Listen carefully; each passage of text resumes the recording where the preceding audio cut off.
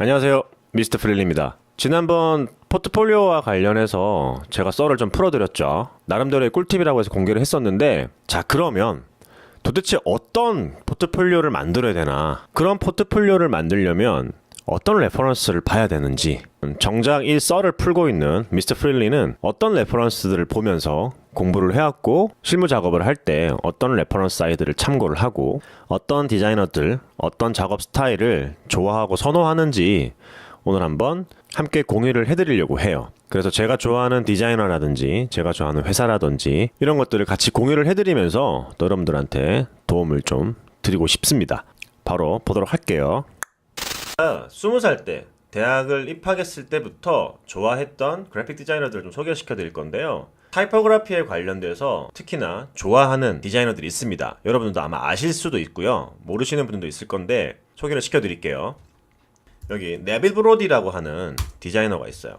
이 사람 사이트가 여기 브로디 어소시에이트라고 있죠. 이 사람 사이트 들어가면 원래 여러 가지 디자인들을 많이 볼 수가 있었는데 문을 닫아 놓은 상태긴 해요. 그래서 여기서 한번 볼게요. 이 사람의 폰트 스타일은 굉장히 체계가 있어요. 체계가 있는 거에서 통일성을 가지고 간결하면서 또 리듬감 있게, 리드미컬하게 타이포그래피를 만드는 디자이너인데 굉장히 유명합니다. 제가 이분을 어떻게 알게 됐냐면 예전에 어울림이라고 해서 서울에서 디자인 페스티벌 같은 게 한 게 있어요. 거기에 이 사람이 왔었는데 저는 직접 보진 못했지만 기사나 혹은 책을 통해서 접했는데요. 이런 타이포그래피를 보고 너무너무 놀랐어요. 그리고 특히 저는 이런 류들의 아이디어를 되게 좋아했는데 이게 다 네빌 브로디의 작품입니다.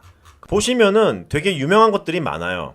네빌 브로디는 이런 식의 고딕이나 쉐리프가 없는 타입페이스를 가지고 디자인을 하는 걸로도 유명하고요. 실제로 이 사람 작품들은 거의 대부분이 그렇습니다. 만약에 내가 영문 폰트라든지 한글 폰트를 작업을 하더라도요.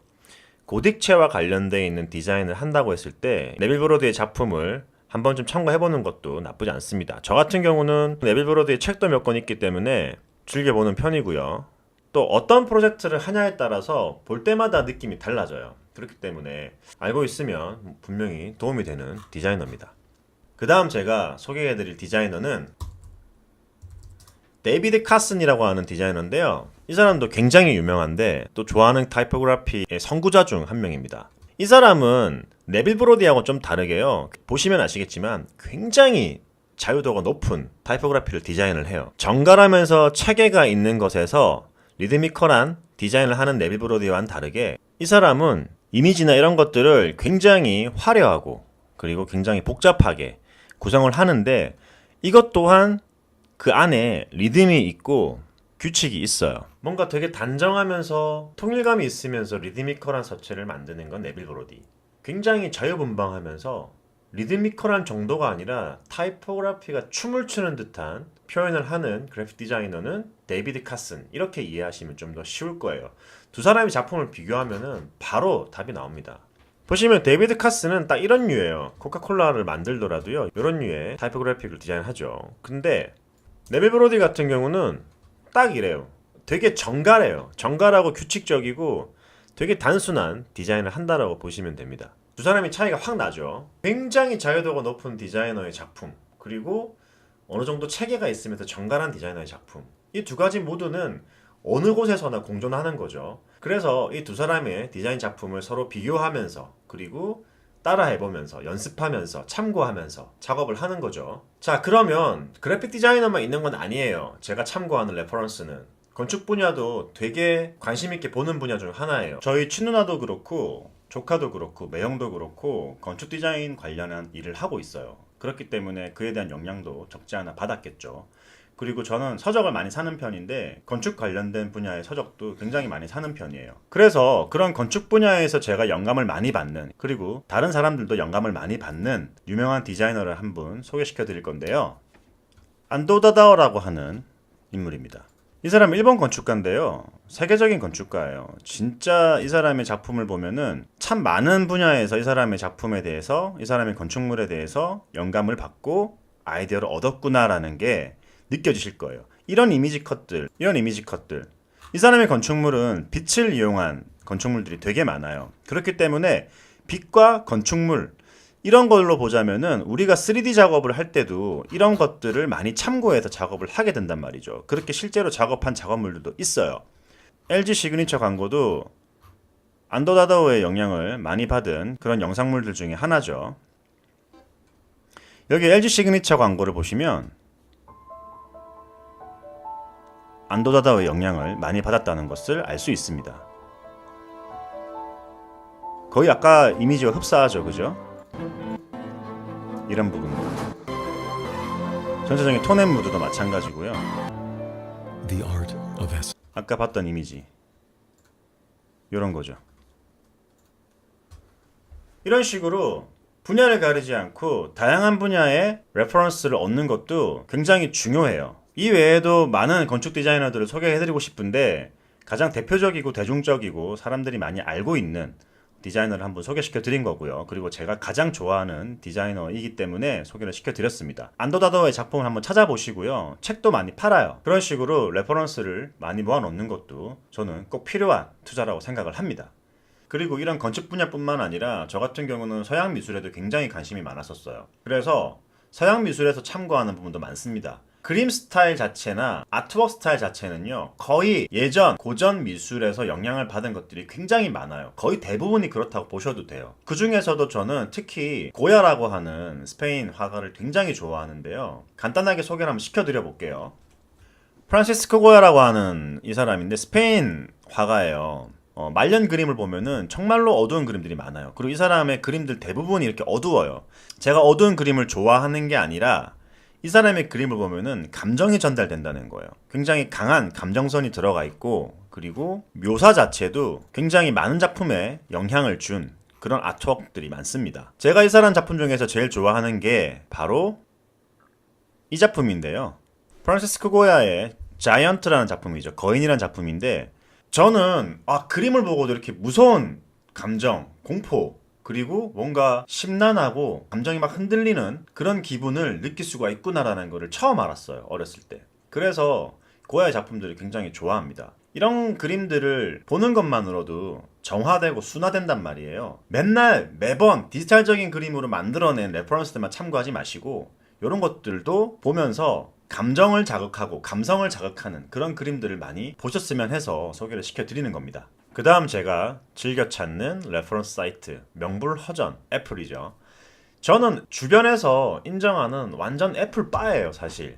예전에 애플이 배터리 문제라든지 어떤 제품의 문제로 인해서 여러 가지 구설수에 올랐을 때도 사실 뭐 이런 쓰레기 같은 핸드폰을 팔아? 뭐 이런 쓰레기 같은 제품을 팔아?가 아니라 애플이니까 그럴 수도 있지 뭐 이런 생각까지 했던 사람이어가지고 아무튼 좀 약간 앱등이 뭐 이렇게 얘기하잖아요. 뭐 비슷한 거라고 보셔도 돼요. 애플충 뭐 이런 거. 아무튼 그렇답니다. 애플 사이트에서 애플 사이트를 참고하는 게 아니라 당연히 애플 사이트도 참고를 하죠. 근데 제품들을 참고를 많이 해요. 저는 심플한 디자인, 완벽한 쉐입, 그리고 텍스처, 질감 뭐 이런 것들까지도 굉장히 참고를 많이 합니다. 사실 제품을 직접적으로 참고한다기보다는요, 제가 제품 디자이너는 아니잖아요. 제품에 대한 모션 그래픽을 만든다든지 어떤 제품 광고라든지 제품 바이럴 영상 같은 걸 만들 때 이 사이트에 있는 제품과 관련되어 있는 모든 것들을 참고한다고 보셔도 돼요. 예를 들면 이런 거예요. 이런 식으로 제품을 표현하고, 그리고 텍스트 하나를 쓰더라도요, 어떤 식으로 레이아웃을 잡고 어떤 식의 컬러를 쓰고 어떤 식의 폰트를 사용하는구나, 이런 것들을 여기서 참고를 많이 하는 거예요.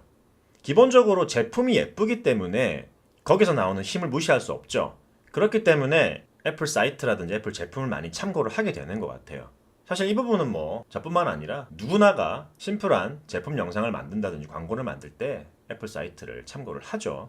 특히나 조나선 아이브와 스티브 잡스가 98년도에 아이맥, 누드맥 쭉 만들면서 디자인을 계속 급변시켜 왔잖아요. 그럴 때마다 그런 데서 얻어지는 아이디어, 영감, 감성, 자극 이런 것들이 은연중에 레퍼런스가 되는 거예요. 그냥 예쁘네, 좋네 이렇게 보는 게 아니라 내가 그걸 어떻게 생각하고 어떻게 받아들이는지를 고민하는 거, 고민하면서 학습하는 거, 그게 굉장히 중요하다고 생각합니다. 레퍼런스를 하나 보더라도요.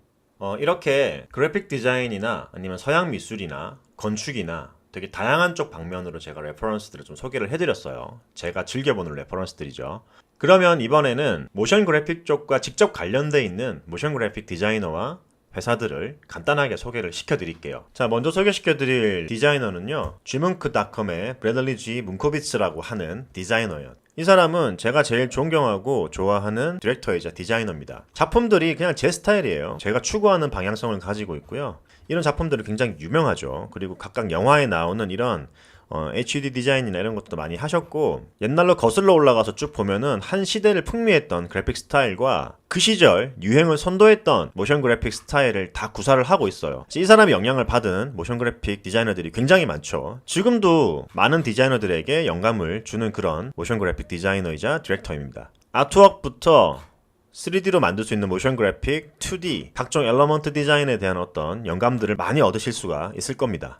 자, 그 다음 제가 소개해드릴 모션 그래픽 디자이너는요, 조니 하드스태프라고 하는 디자이너입니다. 모션 그래픽 디자이너인데 이 사람도 굉장히 유명하죠. 이 사람은 제가 Gmunk.com의 브래들리 G 문코비츠 같은 경우도 제가 20살 때부터 알던 모션 그래픽 디자이너인데요. 이 사람도 제가 20대 중반부터 즐겨보고 즐겨 찾고 많은 영감을 얻었고 스스로가 또 멘토로 저는 생각하고 있는 모션 그래픽 디자이너입니다. 이 사람은 해체주의적인 모션 그래픽을 만든 걸로도 되게 유명했어요. 어떤 오브젝트나 물체, 형태를 해체를 시키는 거예요. 기계적인 해체, 분해, 이런 걸로 되게 유명했던 모션 그래픽 디자이너입니다. 굉장히 독특한 아이디어를 또 여기서 발견하실 수가 있을 거예요. 이번에는 회사를 좀 소개시켜 드릴게요. 여러분들이 많이 아시는, 이건 뭐 거의 레전드잖아요. 그죠? 싸이업은 굉장히 유명한 모션 그래픽 회사인데요. 여러분들이 딱 봐도요, 우와, 이 영상을 여기서 만들었어? 하는 것들이 되게 많아요. 이 회사는 모션 그래픽, CG, 애니메이션, 다양한 장르의 영상이나 디자인을 하는 회사예요. 모든 장르가 다 있다고 보시면 돼요. 그래서 레퍼런스로도 굉장히 활용도가 높은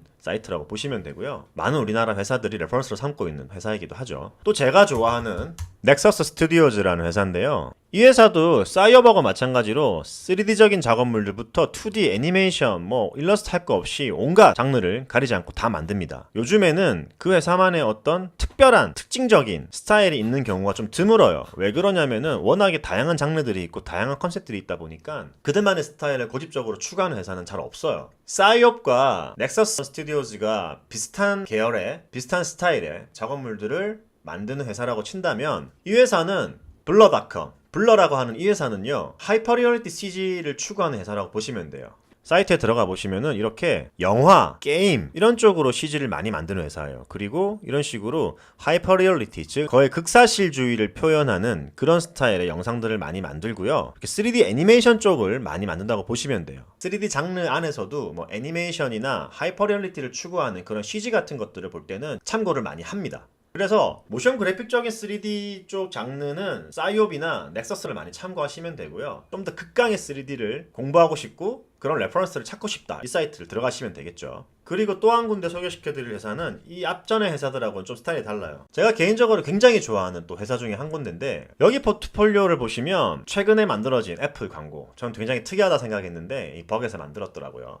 이런 스타일의 아주 독특하고 개성있는 작업들을 하는 회사예요. 3D나 2D나 캐릭터나 어떤 색감이나 아트웍들이 굉장히 개성이 넘칩니다. 앞에 것들보다는 좀 더 키치적이고 좀 더 자유분방하고 좀 더 개성있는 스타일의 레퍼런스를 참고하고 싶다라고 하시면은 여기 벅 들어가셔가지고 한번 구경해보시는 것도 재밌을 것 같아요. 그리고 끝으로 TheRoyalStudio.com이라는 곳인데요. 여기는 아까 버그과 마찬가지로요, 굉장히 개성 있는 작업물들을 많이 하는 곳인데 모션 그래픽만 있는 게 아니라 다양한 장르의 디자인을 하는 회사입니다. 굉장히 실험적인 영상이나 그래픽부터 해서 아트웍 이런 것들을 많이 하는 회사고 모션 그래픽도 하는 회사예요. TheRoyalStudio 들어가서 한번 구경해보시는 것도 재밌을 것 같아요.